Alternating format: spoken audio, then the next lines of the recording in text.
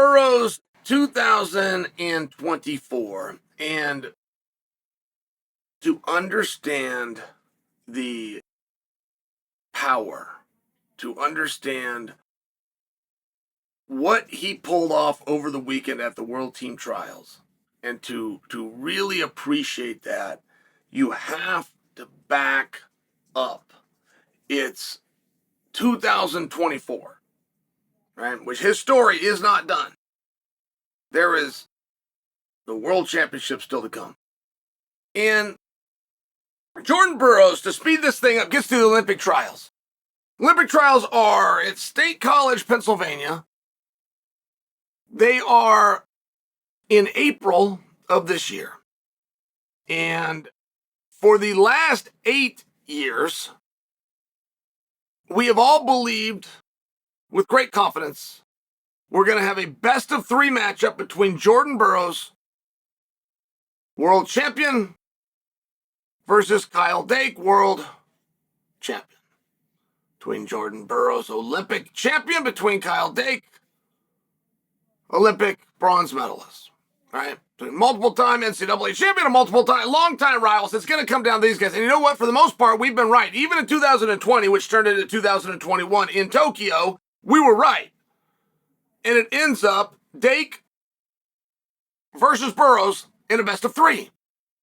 As a matter of fact, those two had never been in a world team trials bracket together and not met up in the best-of-3 in the finals. And that got disrupted this year. That got disrupted by Jason Nolf. And Jason Nolf has always been competitive with Jordan Burroughs. He has demonstrated that he can, right? If he can just get the right point, if he can just get the right turn, that would be all that he needs. But finding it and having an offense a little better than Burroughs, right? It's one of these things. But all of a sudden you put Nolf in his home gym. You put him with 10,000 fans that are there to see him. He gets excited. He genuinely likes competition and brawls and wrestling like this. Nolf takes Burroughs down. Takes him feet to back for 4. Only score of the match. Nolf wins.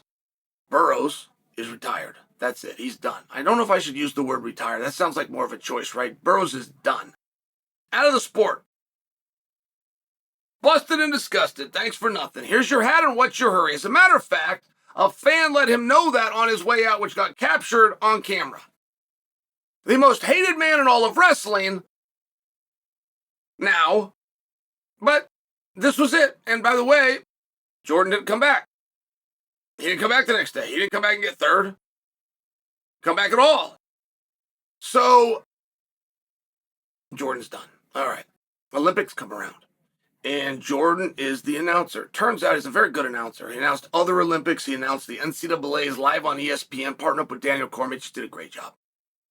And as cool as that might be for many, a match that was shameful for him. That was embarrassing for him. He did not want to be there as a cheerleader. He had to pretend. He is a professional. He agreed to do something, and he had to pretend. Imagine how difficult that would be. And somewhere along the way, we realize as a community, this whole Jordan's done, Jordan retired, we start to realize he never told us that.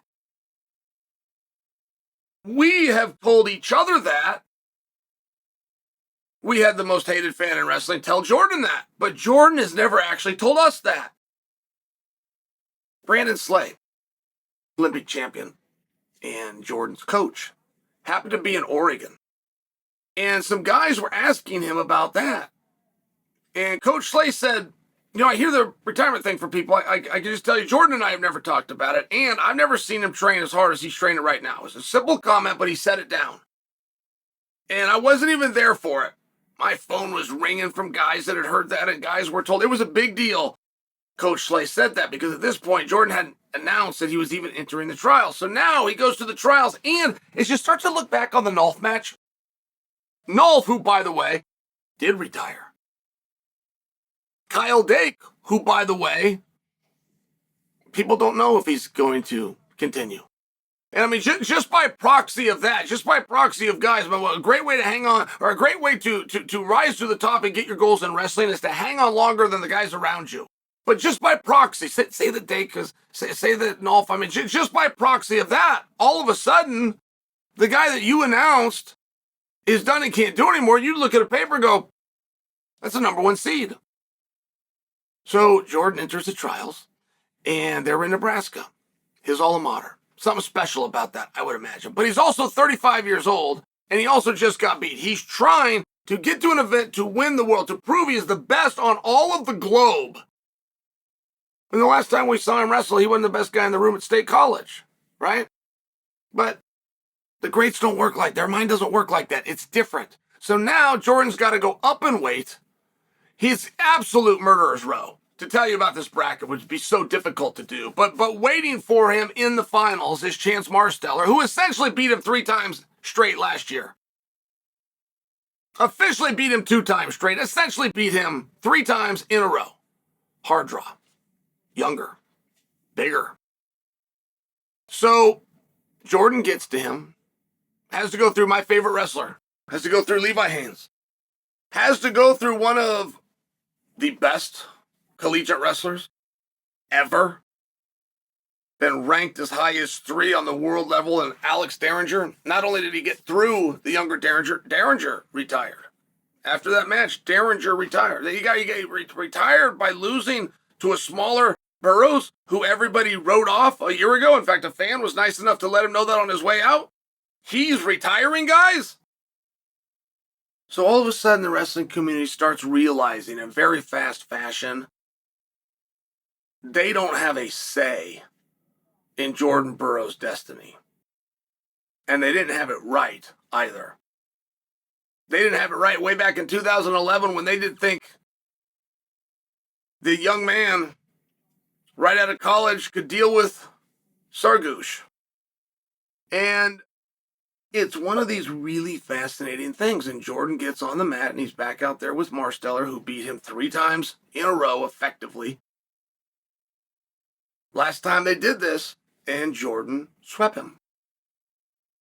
And there was a situation that went 4-2, and that was the right score. I understand that, but it was a defensive 2. It wasn't an offensive 2. And that does matter.